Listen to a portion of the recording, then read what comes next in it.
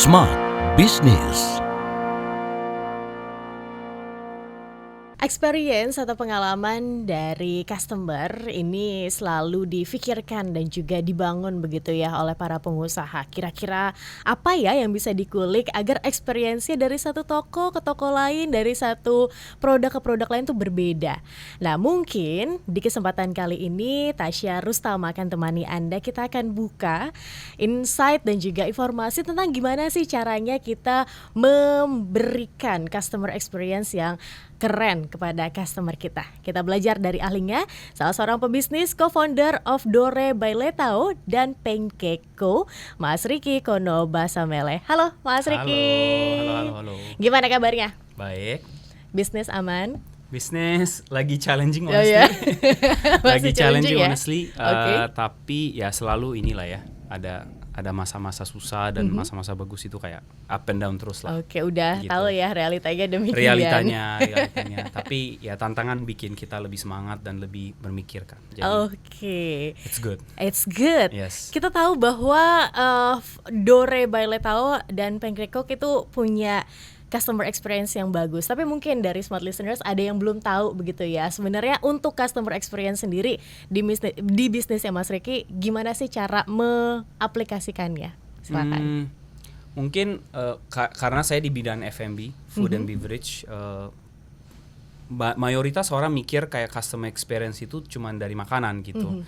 Tapi karena mungkin background saya juga bukan dari bisnis makanan, saya selalu mikir bisnis makanan itu bukan cuma makanan doang gitu.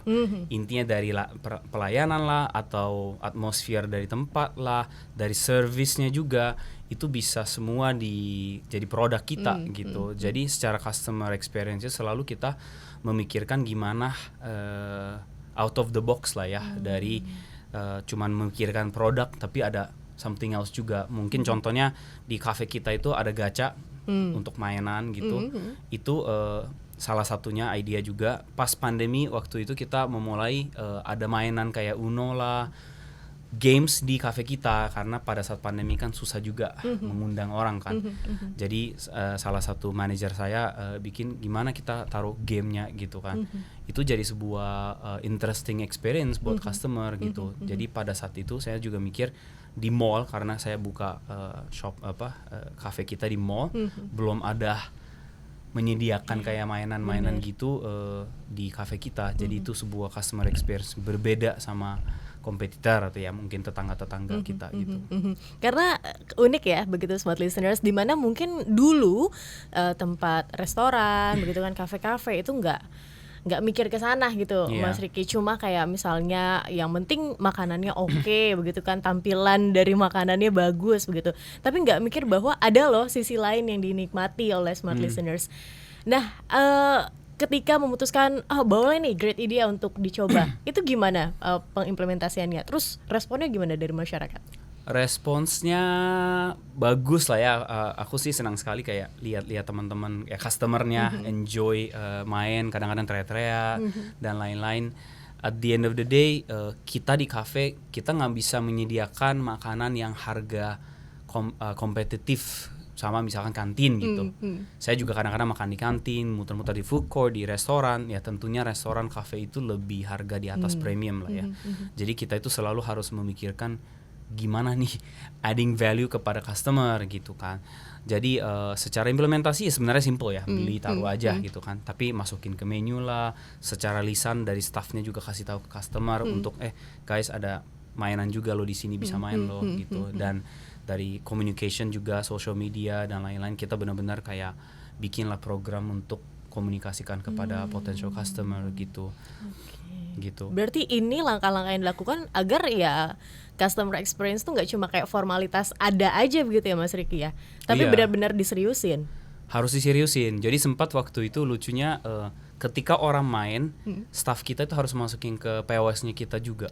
Jadi mengukur berapa orang main game di sebuah cafe atau sebuah outlet, itu kita waktu itu bisa diukur. Jadi misalkan toko ini paling jago nih misalkan. Kalau jago ya mungkin ada insentif atau apa, ya terserah tergantung cara manajemen ya. Tapi itu benar-benar kayak bisa jadi alat ukur buat performance cafe kita. Kalau cuman taruh aja nggak ada insentif gitu, orang juga nggak jadi serius kan. Jadi waktu itu salah satu cara manajemen atau cara insentif kita itu benar-benar kita ukur kayak berapa orang main Uno gitu, berapa orang main Rubik's Cube gitu kan, kayak gitu-gituan sih. Oke, dari data yang didapat itu gimana diolahnya? Untuk apa?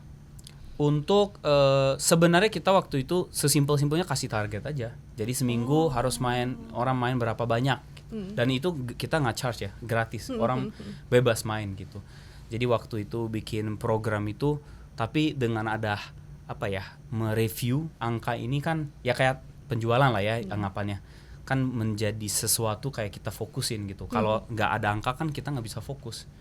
Ada nggak ada kita kayak oke aja gitu jadinya. Jadi itu satu saat ini sih saya nggak lihat, tapi waktu awal-awal kita benar-benar masukin kita ukur aja deh setiap kali orang main game itu diukur gitu biar teman-teman jadi serius. Dan ini mungkin benar juga ini salah satu jadi khasnya kafe kita gitu. Oke. Selain tadi ada gacha, apa lagi sih yang dilakukan oleh Mas Ricky dan tim? Apa ya, banyak sih. Ya mungkin secara bisnis konsepnya saya percaya namanya ini mungkin marketing ya, gimana mengundang orang atau gimana orang tahu tentang kita. Secara effort itu it's a never ending gitu. Saya soalnya di kantor saya lebih fokus ke marketing. Saya selalu bilang sama anak-anak marketing itu never ending journey gitu. Kayak saya melihat dari brand-brand yang di depan mata kita, yang brand internasional kayak Apple lah, Samsung lah, Sony lah, apalah semua. Marketing activity itu kayak never ending. Betul. Begitu ini ada, besoknya ada lagi campaign. Begitu ini ada, besok lagi. Jadi bahasanya agak capek sih. Tapi kita melihat ini sebagai marathon gitu. Jadi anggapannya udah mikir terus. Waktu itu pernah bikin collaboration sama sebuah permainan namanya Tentang Kita. You guys can check it out. Lucu sih, jadi kayak isinya tuh kartu dengan pertanyaan lucu-lucu gitu. Karena cafe kita salah satu temanya happiness, kita mau berbagi happiness kepada customer. Kita kolaborasi sama Tentang Kita, bikinlah Happy Together Time Cards gitu. Jadi isinya itu pertanyaan tentang meng-reminder kepada happiness. Jadi anggapannya kayak family datang pakai kartu ini untuk sambil makan, main game, tanya-tanya gitu. Kayak happiest moment in life itu gimana, atau what do you do when you're happy, apa gitu. Itu lucu juga sih. Pernah lihat saya satu keluarga main itu, mereka ketawa-tawa, itu makes banyak artinya buat kita gitu. Oke, banyak kan store atau toko yang menggunakan tema-tema khusus kayak kemerdekaan sekarang mungkin di bulan Agustus itu pakainya merah putih semuanya begitu kan ya. Ketika Christmas pakainya ya banyak salju, kemudian sesuai dengan temanya begitu. Tapi kadang-kadang kan itu cuma formalitas aja begitu ya, Mas Ricky. Kalau di tempat Mas Ricky sendiri di kafenya gimana agar semuanya tuh ya apakah begitu hanya mengikuti seasonal aja, mengikuti tren aja yang ada sekarang, atau sebenarnya bisa loh untuk membuat customer experience tuh berbeda dari tren yang udah ada?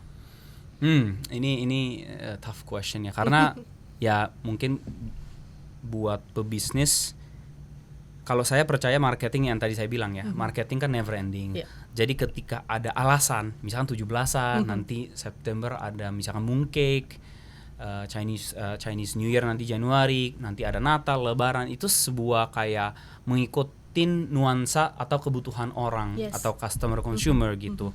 Jadi ada beberapa event yang kita yakin bisa menyediakan produk yang dibutuhkan oleh konsumen gitu. Contoh Lebaran, cookies, orang cari nastar. Udah kayak tutup mata aja udah kayak jelas banget orang butuh cookies karena ada kebutuhan gitu. Ada juga pas 17-an. 17-an sebenarnya orang nggak ada kebutuhan beli kue sebenarnya. Buat kita kan bisnis kue gitu kan.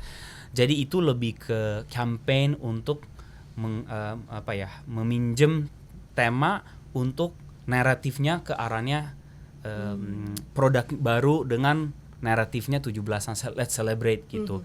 Kalau saya selalu yang melakukan itu gabungkan apa yang kita mau fokus sama naratif atau occasions gitu. Contoh, karena saya bisnisnya ada 2, Dore jual kue kayak lebih ke kue ulang tahun dan bingkisan kado, hampers dan lain-lain. 17-an itu sama Dore itu kita ada tema tentang love. Jadi kita percaya dengan produk kita bisa membantu orang share love gitulah. Intinya ke keluarga, ke istri, ke anak, orang tua, berbagi cinta ke orang tersayang konsepnya. Jadi kita ambil 17-an, let's share the love for the country gitu. 17-an mari kita menggunakan konsep love dari merek kita tapi digabungkan sama 17-an sebenarnya occasions gitu. Kalau Natal, Lebaran kita lebih nebeng dan benar-benar kita menjual produk yang dibutuhkan sama konsumen karena pada saat Natal, Lebaran itu memang ada kebutuhan produk kan. Jadi itu memang tergantung. Cuman saya berasa again back to the marketing, memang harus ada action terus nih. Jadi kita mengundang meminjam tema atau occasions, seasonality ini sangat-sangat gampang temanya. Jadi pokoknya setiap bulan adalah 17-an, mooncake, Halloween, pokoknya tema apa aja yang kita bisa digunakan kita pakai. Tapi tentunya itu tergantung merek lah ya. Kalau saya memang bisnis kue ulang tahun, hampers, jadi udah arahnya ke sana. Seasonality itu our tema gitu. Kalau kafe nggak segampang karena belum tentu orang juga ada kebutuhan gitu. Oke, baik. Untuk itu kan pelanggan yang dine in gitu kan ya, baru ngerasain tuh vibes-nya gimana, main kartu, kemudian ada gacha juga di situ kan, mewarnai juga ya. Ini buat ibu-ibu yang punya toddler nggak usah bingung lagi bawa busy book, ada drawing paper, iya ada gitu, drawingnya kan, jadi lebih gampang lagi.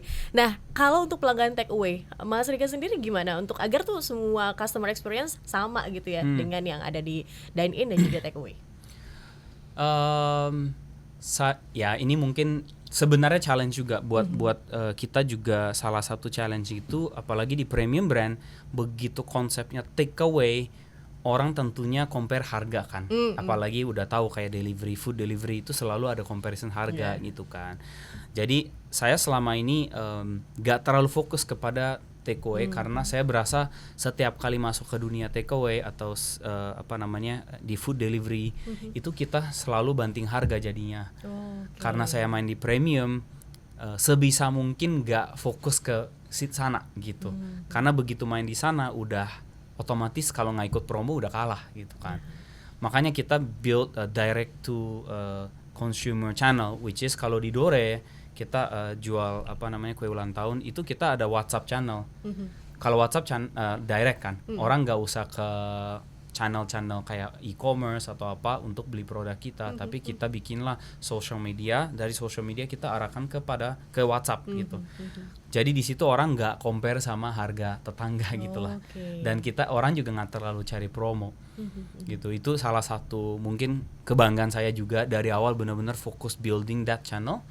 Jadi begitu orang semuanya harus ikut delivery, kita nggak usah kayak harus depend on the channel itu, karena di situ itu kayak harga cuman potong harga gitu kan. Dan apalagi konsumen Indonesia itu udah dimanjain terus ya, ada promo A, B, C gitu kan.